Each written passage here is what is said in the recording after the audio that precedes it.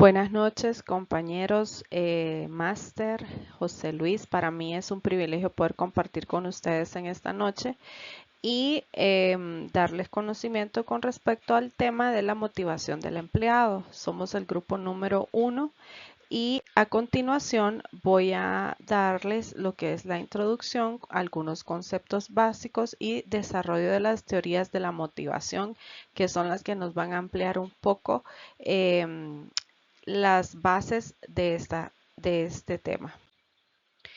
Eh, para poder entender a profundidad cada una de las teorías y cada uno de los aspectos importantes, tenemos que tener la definición de qué es la motivación y en este caso en específico, qué es la motivación del empleado en las organizaciones. Pues la motivación del empleado se describe como una fuerza interna de factores externos que impulsan a los trabajadores a actuar y desempeñar sus funciones. Entonces, cuando hablamos acerca de la motivación del empleado, se refiere a cuáles son los factores internos y externos que me impulsan a realizar mi labor cada día. Otros conceptos importantes que vamos a estar definiendo: el autoestima, tipos de autoestima, motivación intrínseca y experiencias y expectativas laborales. Hablemos un poco de la autoestima. Para poder definir el tema de la motivación, es importante saber que depende mucho de la autoestima de cada individuo. ¿Qué es la autoestima? Pues es el grado en el cual cada persona se percibe a sí misma como valiosa y respetable. Es el concepto que tengo de mí, es la creencia que tengo de mí acerca de mis capacidades, qué tanto valgo, qué tanto puedo y qué tan consciente soy de mi valor y de mis fortalezas para desarrollar ciertas tareas. En los tipos de autoestima está la autoestima crónica, que esto es un poco respecto a cuál es mi percepción. Es lo que yo creo de mí mismo independientemente de lo que digan los demás. ¿A qué se refiere una autoestima situacional? Ok, esto es también llamado autoeficacia. La autoestima situacional es aquella que se basa en el sentir de mi persona con respecto a una situación en particular. Es cómo me siento yo frente a una situación en particular, frente a un reto en específico. Esa es la autoestima situacional. Si yo logro superar los retos, si yo logro culminar las tareas con éxito, entonces voy a tener una autoestima elevada, voy a tener un buen resultado hacia mí misma, una buena creencia de que soy capaz, pero si la situación es totalmente lo contrario, es lo que va a determinar mi autoestima. Es situacional. La autoestima socialmente influida, ok, esta es la que se refiere a lo que las demás personas piensan o tienen como expectativa hacia mi persona. Es una autoestima socialmente influida, es lo que dice el entorno de mí. Ok, y ya conociendo un poco el concepto de la motivación, dejando establecido que la motivación se ve influenciada por la autoestima de cada individuo, vamos a respondernos esta pregunta. ¿Cómo pueden las organizaciones entonces aumentar la autoestima de los empleados? Ok, hay varias formas. Entre ellas voy a mencionar las siguientes. Talleres de autoestima. ¿Cuál sería el enfoque de un taller de autoestima? Ok, dar a conocer al colaborador cuáles son sus fortalezas, cuáles son sus debilidades, oportunidades de mejora y fortalecerlas. Es darle los espacios a los colaboradores para que sepan en qué son buenos y en qué no, para que se puedan dar autoconocimiento y podamos encontrar las herramientas que necesitamos para poder superar aquellas áreas en las que se nos dificulta en nuestro día a día. Entonces esto sería un taller de autoestima, saber cuál es mi valor, conocerme mejor, porque muchas veces nos ha pasado que ni nosotros mismos sabemos para qué somos buenos, porque no nos hemos dado el tiempo de conocernos. Otro de las métodos que pueden utilizar las organizaciones para aumentar la autoestima es la experiencia con el éxito o el efecto Galatea. ¿Qué significa esto? Es cuando se le asigna al colaborador una tarea que sí o sí va a lograr alcanzar el éxito. Conociendo las habilidades, las destrezas de nuestros colaboradores, vamos a entonces asignarle una tarea que le haga ver que él es capaz de poder lograr eso y mucho más. Esa tarea tiene que ser sí o sí garantizado el éxito y el logro. Entonces esta sería una de las formas de aumentar la autoestima. Otra tiene mucho que ver la conducta del supervisor. Porque creo que para los que estamos aquí y trabajamos en alguna organización sabemos que cuando tenemos la confianza de nuestro superior, de nuestro jefe o de nuestro supervisor, nosotros nos sentimos muchísimo mejor realizando nuestras tareas. Ok, a esto llamamos el efecto Pigmalión. Cuando nuestro jefe confía en nosotros, nos asigna un trabajo y deja que nosotros lo desarrollemos. Entonces aquí es donde es muy importante y fundamental la conducta de nuestro jefe o supervisor, que sea capaz de asignarnos tareas en las que va a confiar plenamente en nosotros. Caso contrario al efecto Golem, que es aquí mencionado, que es cuando el colaborador tiene expectativas muy bajas y el medio hace una influencia a que sus expectativas no se desarrollen de una manera positiva, sino que al contrario, de una manera negativa. ¿Qué es una motivación intrínseca? Ok, esa motivación es la que nos pertenece a nosotros como individuos y es la que nos impulsa a realizar actividades porque son de mi interés y yo disfruto de ellas. Por eso la importancia de poder conocernos en qué soy bueno, en qué debo de mejorar y qué es lo que me gusta hacer. Eso es una motivación intrínseca.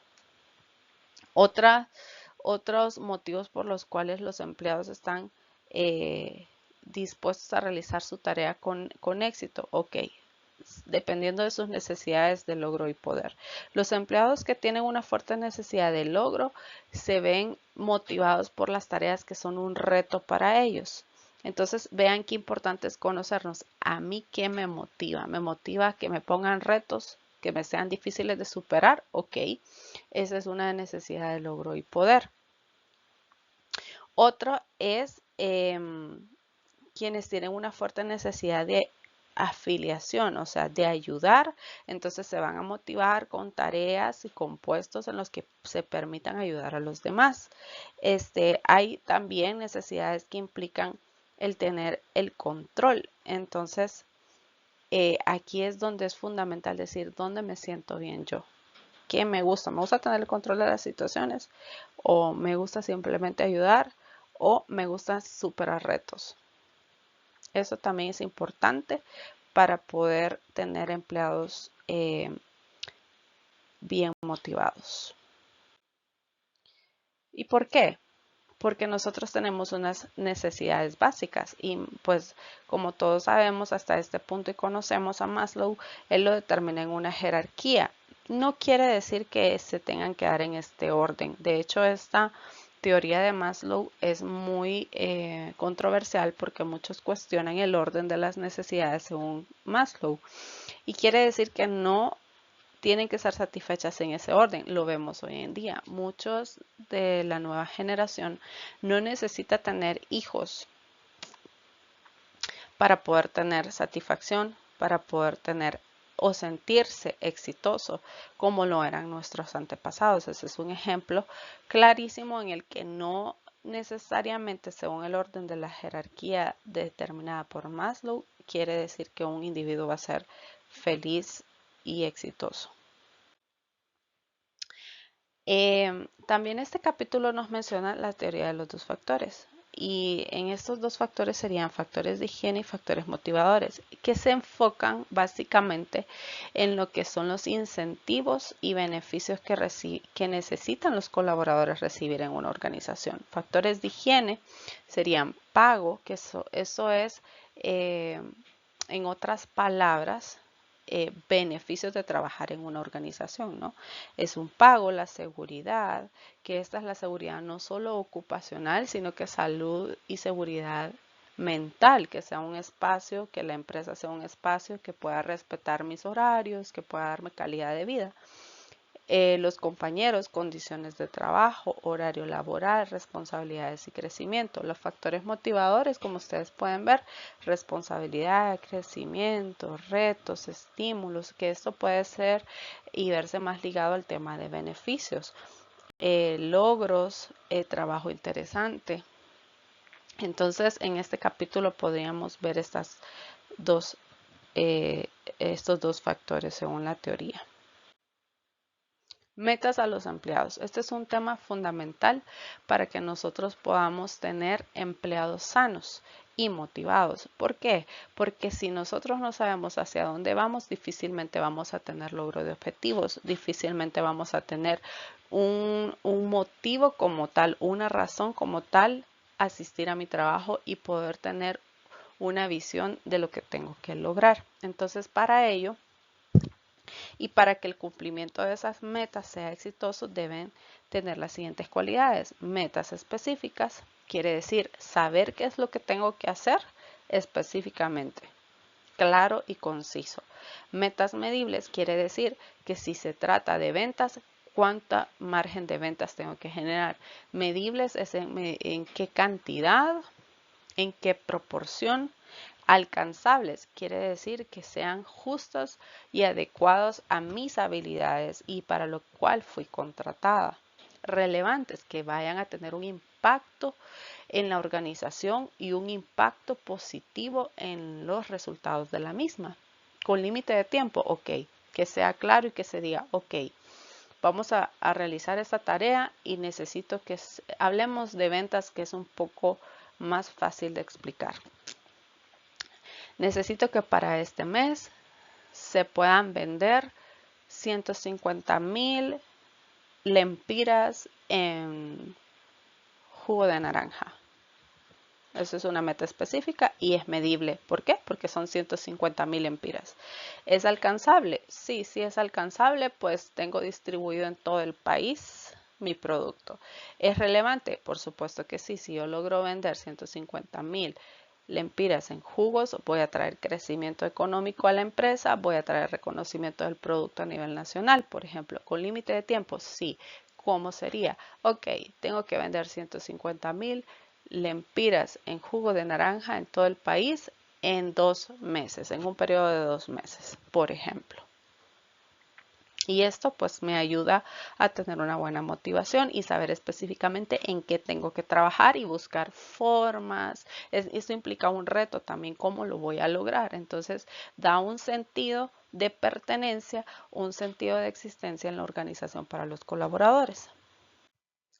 Ok, entonces respondiendo a esta pregunta, ¿se debería dar recompensa a los empleados por alcanzar las metas? Una vez definiéndoles sus metas, que fue lo que hablamos anteriormente, en la forma en cómo se deben de dar esas metas.